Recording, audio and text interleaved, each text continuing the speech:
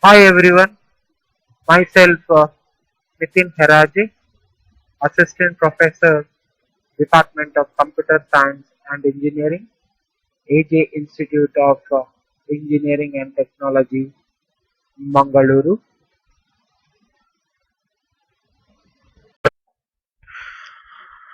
In this video, I'm going to discuss about properties of light, Phong model, and different openGL light functions. So let's just go through the point. Color is an electromagnetic radiation within a narrow frequency band. So you can look at this. So here the graph is given for the frequency. So you have you can just make out what is the frequency for AM radio, what is the frequency for FM radio and TV, what is the frequency for microwaves, and a frequency for infrared. And you can just look here, a narrow window which is visible, and that is for color. Okay, and then you have ultraviolet. You can see the range for ultraviolet rays, and then you can see the range for X-rays. Okay, so each frequency value within the visible region of the electromagnetic spectrum corresponds to a distinct spectral color. So here within this narrow range you can weave different colors. So at the low frequency end, that is approx around 3.8 into 10 to the power 14 hertz, it is the red color. Okay, and at the highest frequency end, that is 7.9 into 10 to the power 14 hertz, it would be the violet colors. So now you can see this, that is the range is very narrow over here. So in this you can weave different colors. Okay,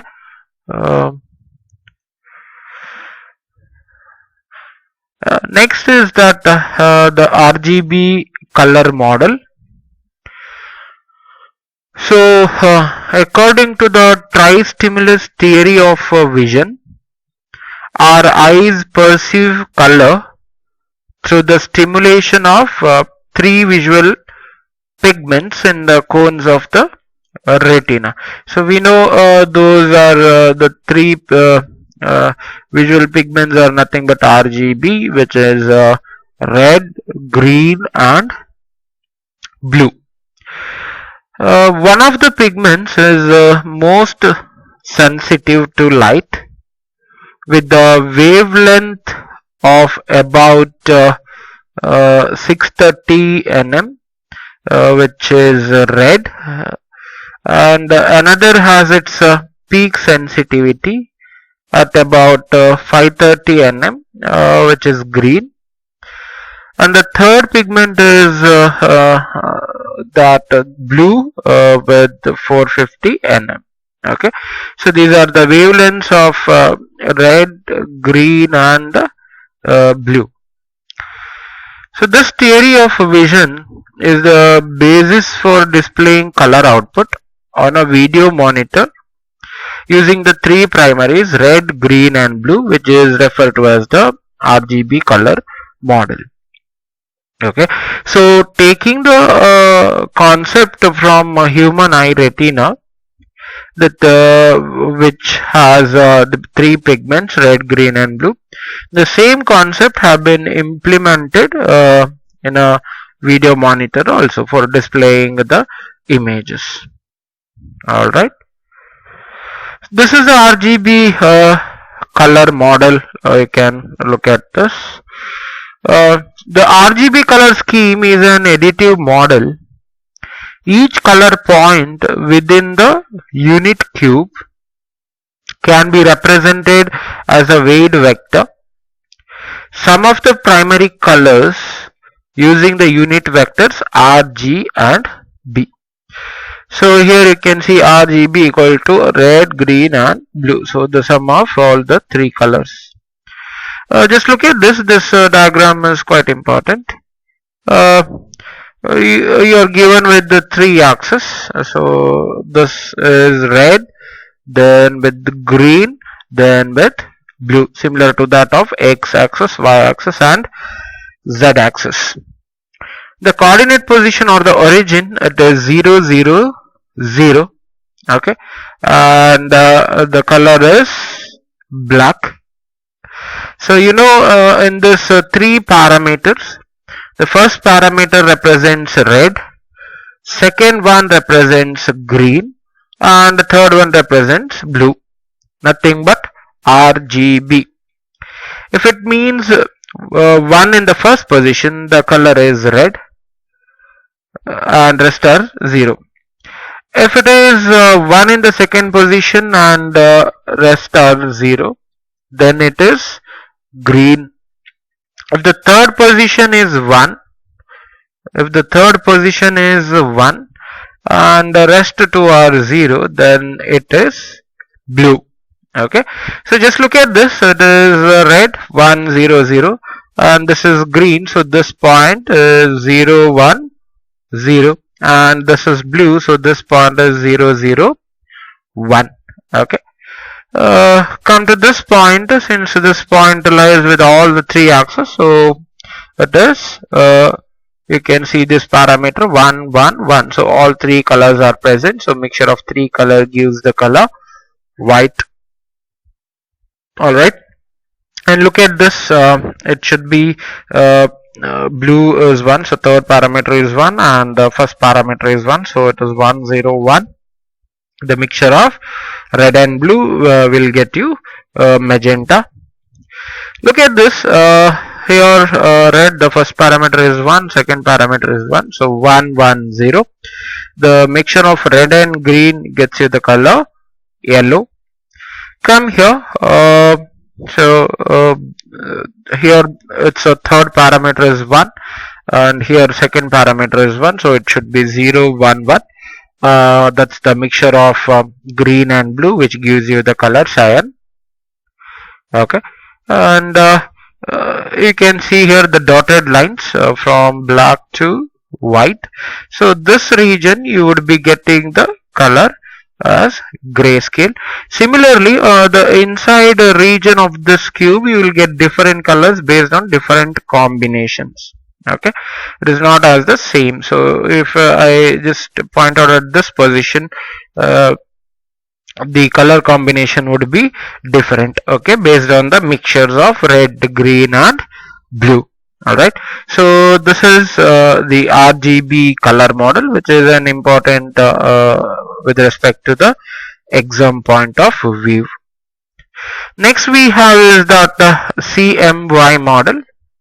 CMY model is almost similar to that of the RGB model, but there it was an additive. Here it is a subtractive color model, which can be formed with the three primary colors cyan, magenta and yellow. Okay, so here there it was RGB. Now you will have to change it to cyan, magenta and yellow. Okay, accordingly the numbers. And then if you look at this, yellow and magenta will get you red, magenta and cyan will get you blue, cyan and yellow will get you green, and this position is black and this position is white, and this remains same as a grayscale. So I can say that this color model is just the inverse of RGB color model. So just note down these points, which is quite important. When white light is reflected from cyan colored ink, that is when the white light is reflected at this point, the reflected light contains only the green and blue components. So that is green and blue components, and the red component is absorbed. So from where you got all these three? It's a white light, right? White light contains what? Red, green and blue.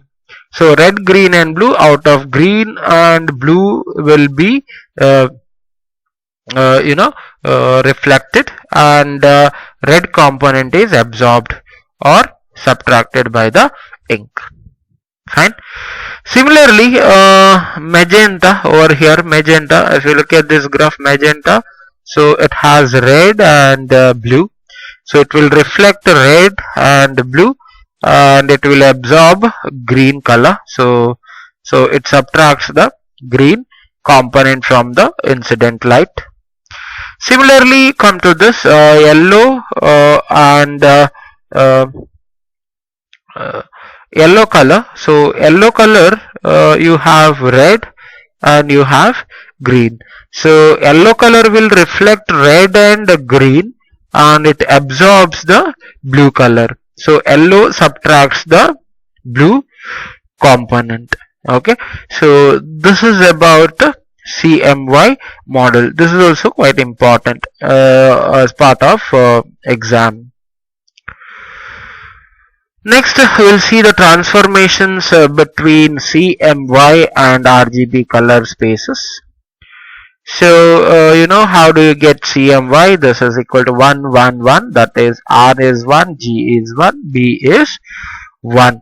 That means it's a white light over here, minus RGB. That means when you will get this is 1 minus R. That is, R is absorbed and G and B are reflected. Here M equal to 1 minus G. That means G is absorbed or subtracted, and R and B are reflected. In yellow, 1 minus B, so B is absorbed, red and green are reflected. Similarly, when you check for RGB, when a white light is incident on RGB, what do you get? C is absorbed, you'll observe magenta and yellow, and similarly these three. Okay, so where white point in RGB space is represented as the unit column vector. So this is about RGB color model and CMY color model. Okay, so we'll proceed. Next is the light and the material interaction. So what happens when light falls on a material? Light that strikes an object is partially absorbed and partially scattered, which is nothing but reflected. The amount reflected determines the color and brightness of the object. Yes, thus we know, correct? So whatever the amount is reflected, it determines the color and brightness of the object. A surface appears red under white light because the red component of the light is reflected and the rest is absorbed. So you should make a note that, so whichever color is visible to our eye, that when a white light falls onto a surface of any object, so that color is nothing but it is the reflection. Okay, and the rest of the colors that were there in the white were absorbed, and the remaining color, that is red in our case, has been reflected. The reflected light is scattered in a manner that depends on the smoothness and the orientation of the surface. Okay, so whatever light reflection or whatever it is, it depends on the smoothness, okay, how the surface is, and the orientation of the surface, how the surface is oriented, which angle it is inclined, what angle the light falls on the surface. So all these matter depends, okay, and the surface of the object. Is it smooth, rough, shiny, or whatever it is? Okay, so based on that you have the reflection of the light. So there is major three types of classification of surfaces. So you can see that the surface has been classified into specular, diffuse, and translucent. If going for specular, I'll just read out the point and then explain. So specular surfaces appear shiny because most of the light that is reflected or scattered is in a narrow range of angles close to the angle of reflection. A mirror is a perfect specular surface. The angle of incident is equal to the angle of reflection. So if you look at this, this is a surface, okay, which is a specular surface. So the light source is falling from this way, okay, and falling on this, which will have a reflection in this direction. Okay, and the point says that angle of incidence. So the angle of incidence is over here. So this with the surface, that is angle of incidence, and angle of reflection. So this one, okay, so this with the surface is angle of reflection. Both are equal. Okay, since you know that this is let me take this as 180 degree, correct, a straight line over here for the surface, which is having total of 180 degree. And if you look at this, the light incident on the surface and the reflection, you can see there is a 90 degree over here, correct. It is a 90 degree angle between the light source falling on the surface and the reflection. Okay, so here it is 90 and the equal angle is split with the rest, so it would be around 45. Okay, that's just an example, but whatever angle the light source is going to fall on the surface, that would be the same as that of angle of reflection. Okay, so this one is the first kind of object, or first kind of surface, which is called as the specular surface. Next is we have is that diffuse surfaces. So diffuse surfaces are characterized by reflected light being scattered in all directions. So this you can just observe. So the light is scattered in all the directions. So walls painted with the matte finish. So you know what is matte finish, correct? Something of a dull kind of finish where no much of reflection you can see there. It is a uniform distribution there. So or flat paint are diffuse reflectors. Okay, so if you look at this diffuse surface, there is a light source falling onto this surface, and the lights starts scattering in all the direction. It is not only one direction as that was there in specular surface. All right. Next is that translucent surface, which allows some light to penetrate the surface and to emerge from another location on the object, which we call it as refraction. So if you look at this surface, the light source is falling onto the object over here, and the light gets refracted and it is passed to the other way. Okay, so this is called as a refraction.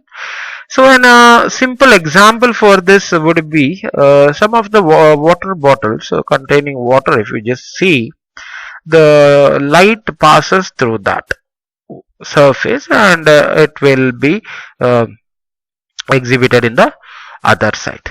Okay, so that would be one of the example. Or if you have a cloth surface, even there also the light will penetrate. So these are the some of the examples for three different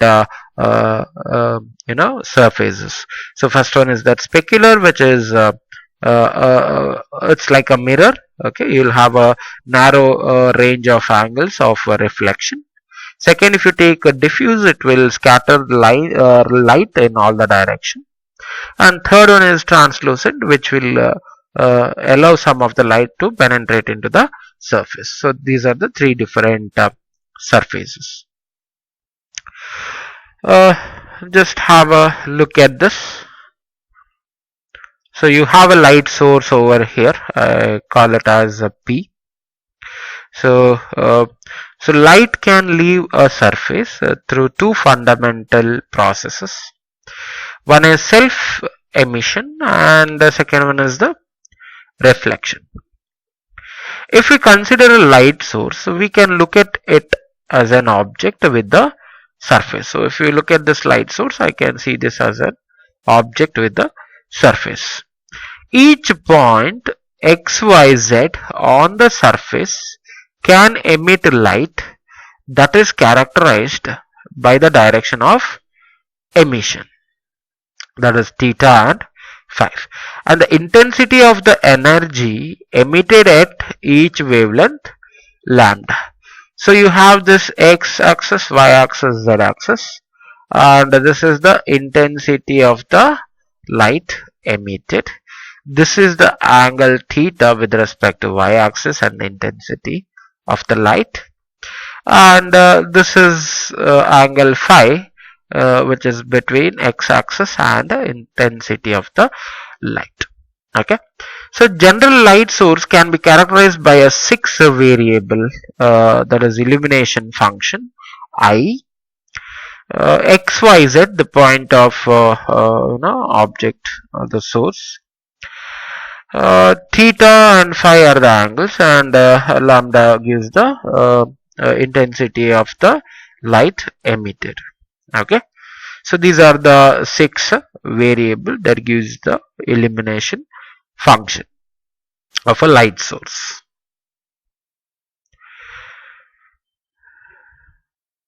So general light sources are difficult to work with because we must integrate light coming from all points on the source. Okay, so you can see that these are the 2 points, just taken 2 points that are coming from the source and falling on the point in the surface of the object. So there are 6 parameters as we discussed already: x, y, z, theta, phi, and lambda. So these are the 6 parameters for with respect to point P2, and these are the 6 parameters of intensity with respect to P1. So 4 basic types of light sources is that ambient lighting, point sources, spotlights, and distant light. So we are going to discuss one by one of all these 4 light sources. First one is that ambient light. The same amount of light everywhere in the scene. Then it can model contribution of many sources and reflecting surfaces. Uniform lighting is called ambient lighting. So ambient lighting is nothing but just the light is distributed uniformly on the surface.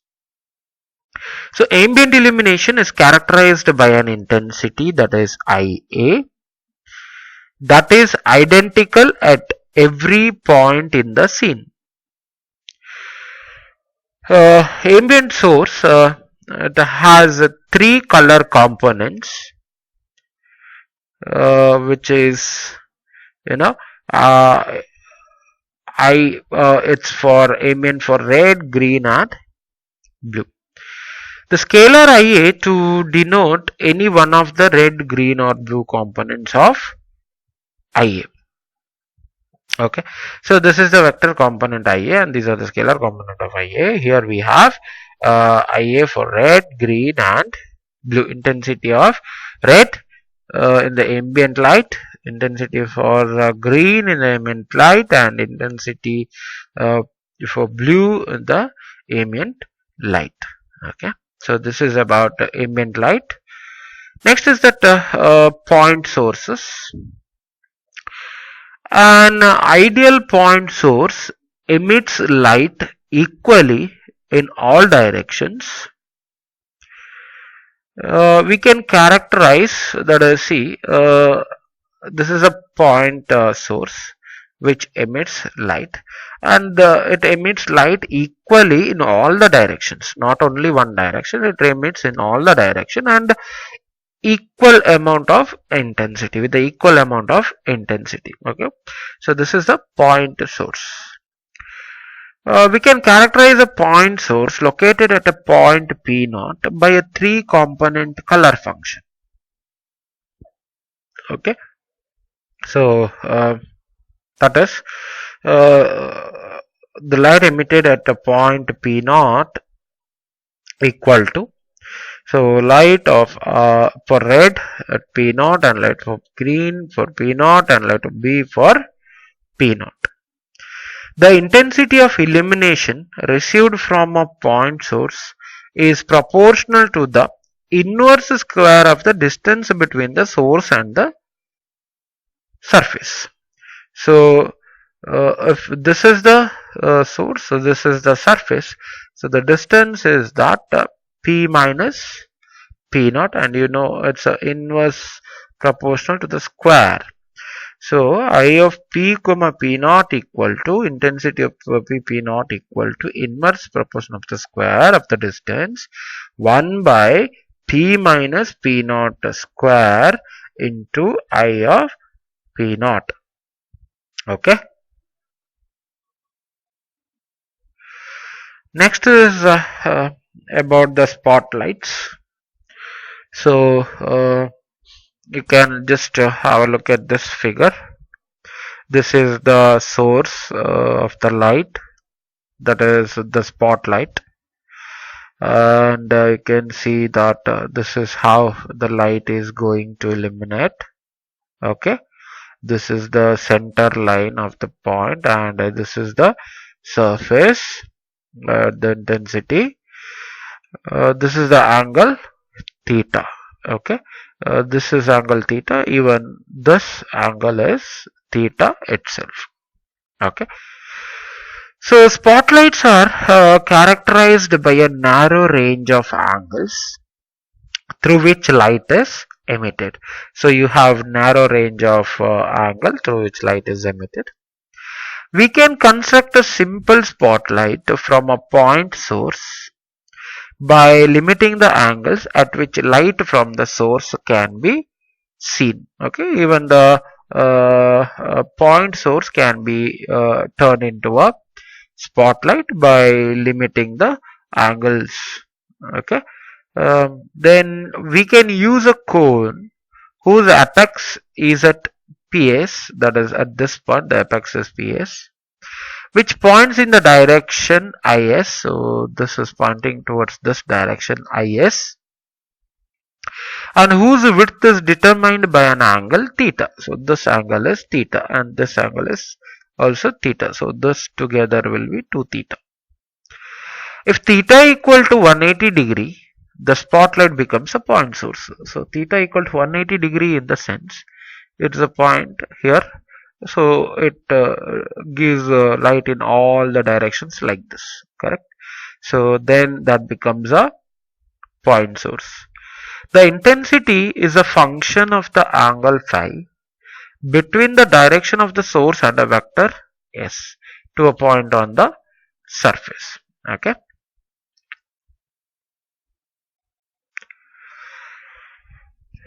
Next is the distant light source, that is the last kind of light source. If the light source is far from the surface, the vector does not change much as we move from point to point.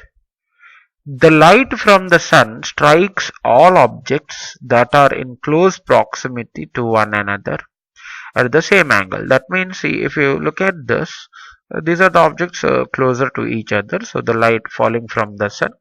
Here you will have all at the same angle. The light is going to strike at the same angle. The calculations for distant light sources are similar to the calculations for parallel projections. If you see that all the lights are rays falling to the surface are parallel. So they replace the location of the light source with the direction of the light source. So the location of the light source is changed with the direction of the light source. So in homogeneous coordinate, a light source at P naught is represented internally as a four-dimensional column matrix. So you have x, y, z axis, and this is for the homogeneous coordinate. Okay, this is point light source. So it is 1. This is 1 for point light source, homogeneous coordinate, and this is 0 for a distant light source. All right. Next, the important thing is Phong model. So just let's brush up. So ambient lighting means in the ambient lighting, all the it is same amount of light is there in scene everywhere. Point sources, it will distribute light in all the directions.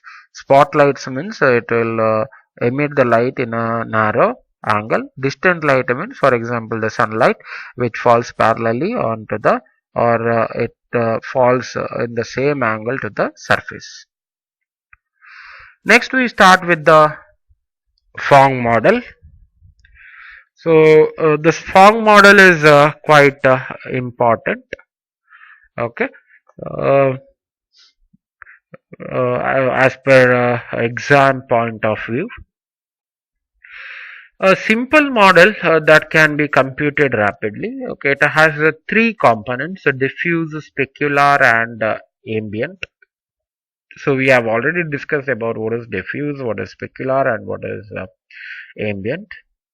And this uses four vectors, that is to source, to viewer, normal, and perfect reflector.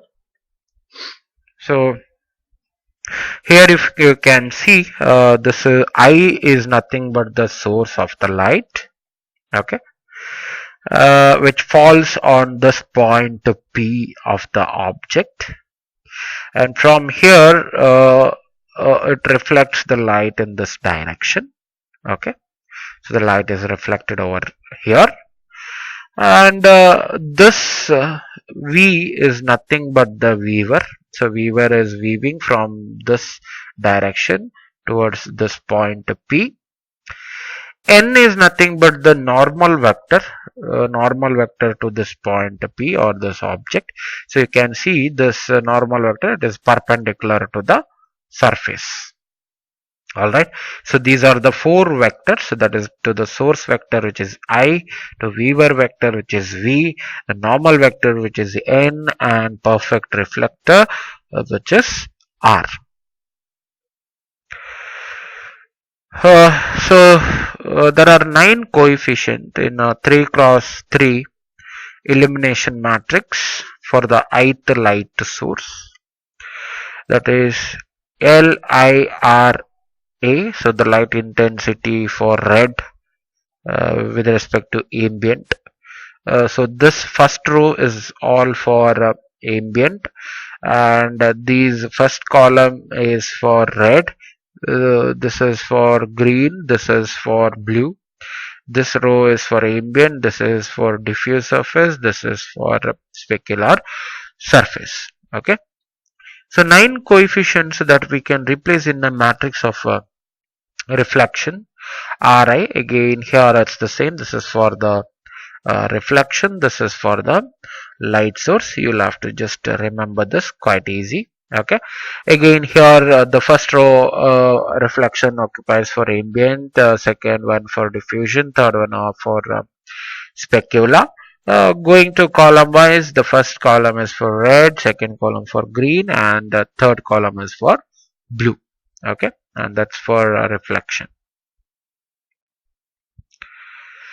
So compute the contribution for each color source by adding the ambient, diffuse, and specular component. We get this I of IR equal to, this is for the Phong model reflection. Okay, Ri of Ra into LIRA. Similarly, it's for diffusion and specular surface. So this is replaced, R and L is replaced with IRA, IRD, and IRS, that is intensity of uh, red for ambient, intensity of intensity for diffusion, and for specular. So the total intensity is calculated using this formula. Okay, so it's a summation where you can see that IAR. So IAR is the red component of the global ambient light. Okay. So after omitting the subscriptions like this IR, G, blue, etc. You can write it like this: IA plus ID plus IS, which means for intensity light for ambient, diffusion, and specular, which is nothing but I is nothing but L into R. Okay, light source into reflection gives you the intensity. So L into R for ambient, L into R for diffusion, and L into R for specular. Just note down this formula, it's quite needed. Just look at this figure. As I said, what is Phong? You can just look at this. Phong, you saw the formula where it is an additive of ambient, diffuse, and specular. So if you look at this, this is something ambient where light is distributed in a uniform way. This is how diffuse the surface looks. Lights are not uniform everywhere. And this is a specular surface where you can see some of the reflections or high intensity in some of the spots. So combining all these three, you get the Phong reflection. Okay, so these are the high intensity points where you have the reflection. Okay, and just look at this. You can just look at it how a diffuse surface will look. So here it's not uniform. Correct. Here you get something shaded part over here, and this thing over here. Correct. And here this is a specular where you get shining kind of thing or reflecting with high intensity. So this is diffuse plus emission, and you have diffuse plus ambient here. This shows the low shininess. The small part shows the high shininess. Okay, so these are the different kinds of surfaces that you come across. Next, Phong model for ambient reflection. So IA is the intensity of ambient reflection, which is equal to Ka into La, where what is Ka? The amount reflected is given by the ambient reflection coefficient, that is Ra equal to Ka. This is ambient reflection coefficient Ka, correct? Where Ka ranges between 0 and 1. Okay. Next is diffuse reflection. You can see that the light source falling perpendicularly to the surface. So your n vector is parallel to I vector, that is source of the light. If you look at this, the source is not perpendicular to the surface. It gives you some angle of incident. So this illumination of diffuse surface at noon, that means around 12, you can find this, and in the afternoon you can find a slightly angle. Okay.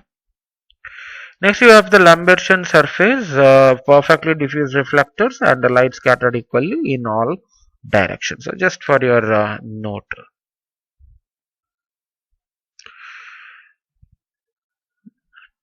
Next, we can characterize diffuse reflections mathematically. So this we just saw the light falling uh, perpendicular to the surface, and this is with some angle. Here there is it is parallel to that the intensity of light is parallel to the n vector. So theta is 0 over here, and we have a theta value over here. Okay, so this is nothing but we are getting d by cos theta, where what is d? D is this. Okay, uh, it's the distance of the light source over here.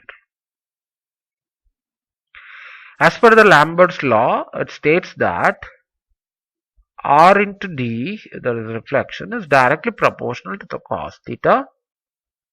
Okay, where theta is the angle between the normal at the point of interest n and the direction of the light source I.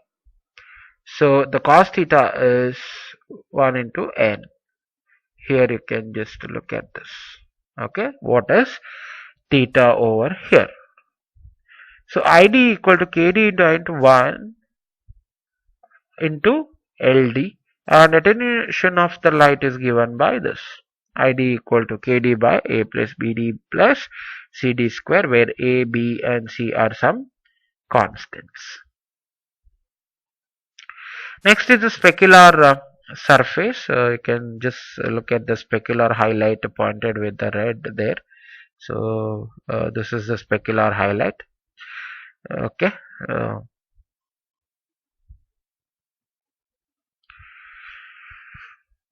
Next, Phong modeling for specular reflections. So you know that. So this is quite important. You'll have to note it. Okay.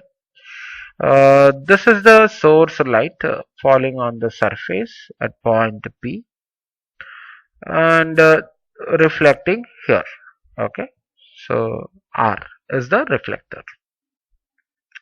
And this V is nothing but the viewer at this point. I can say it's a eye or a camera over here at this point. So viewing this point P. The angle between the viewer and the reflection is phi. Though this angle is phi. And this is the normal vector n. Okay. So Is is the reflected intensity. Ks is absorption coefficient.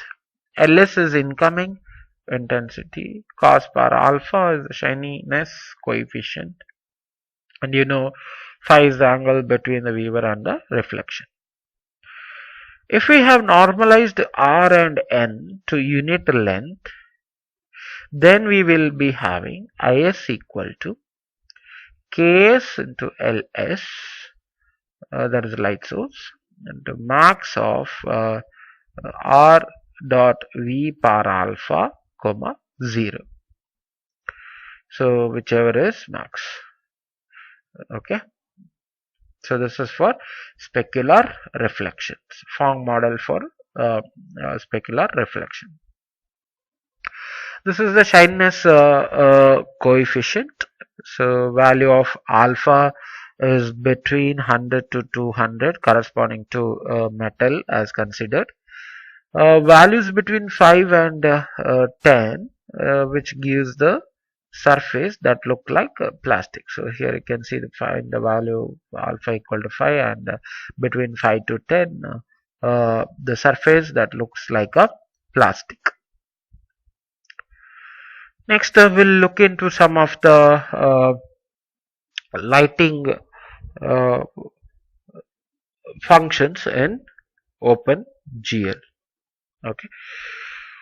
So shading calculations are enabled. So if you want to have any shading effect, so first you need to enable this, that is GL enable GL underscore lighting. So once lighting is enabled, the color is ignored. Okay, because it acts almost similar. Okay, lighting itself will give you the colors. So there is no need of using color, though you use, that will be ignored. And you must enable each light source individually. So GL enable GL light or I. I stands for 0, 1, 2, 3. So these are the different light sources. Whichever light source you want, you can enable it by using the numbering 0, 1, etc. And you have to choose the light model parameters. So GL light model is a parameter, and it's if it is true or not. So GL light model local viewer, do not use simplifying distant viewer assumption in calculations. And you have GL light model two-sided, okay, which shades both sides of the polygons independently. So that the local viewer is just for one. Okay. Next, defining a point light source. You can see you're declaring array values. Okay, there are 4 values for diffusion. So the fourth value, it is with respect to the transparency, or we call it as translucent. This is for R. The first value is for R, red, green, and blue, and this is about the transparency. Okay, basically that will be opaque. So GL float for diffuse, you are making it as 100, that is red color, and for ambient also it is red color, ambient of 0. Specular 0 is also red color, and this is the light position. So X, Y, Z. So first 3 are the X, Y, Z positions, and fourth one is a homogeneous coordinate. Okay. So GL lighting, you will enable GL light 0, one of the source, and you need to set the values for that. So light 0, you have to set the position, and this is that you are passing the values for the position. Next, GL light 0, you are passing it as ambient, and the values for ambient, diffuse values for diffuse, specular values for specular. Next, if you want a spotlight, you will have to use GL light V to set. So direction is by using this GL spot underscore direction. If you want to cut off, GL spot cutoff, up to where you want to cut off. Attenuation, GL spot exponent, which is proportional to cos per alpha into phi. So this is how you are going to set the light, that is the spotlight. So GL light 0, it's the source, which source of light you are using, and GL spot cutoff with angle 45 degree. Okay, so this gives the direction -1, -1, 0, which is X, Y, and Z axis. Then light V, again you will have the direction and pass the values for the direction, and this is for the angle, that is exponent.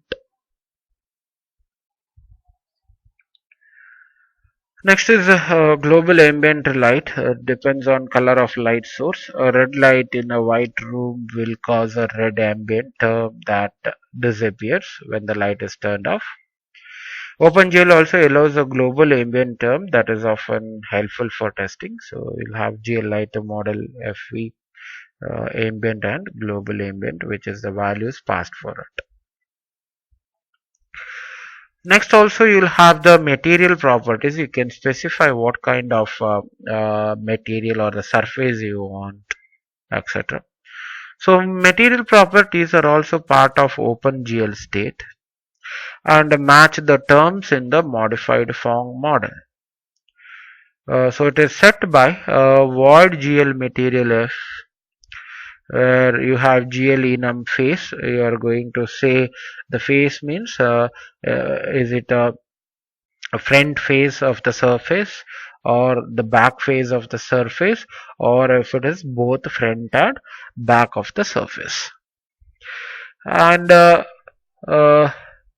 you have to mention about the type, whether it is ambient or diffuse or specular, or you can have the combination of those. It can be ambient and diffuse, or it can be ambient and specular, or it can be diffuse and specular, or it can be ambient and diffuse and specular. So any combination you can have, and then you pass the values for that. Okay, that would be the third parameter.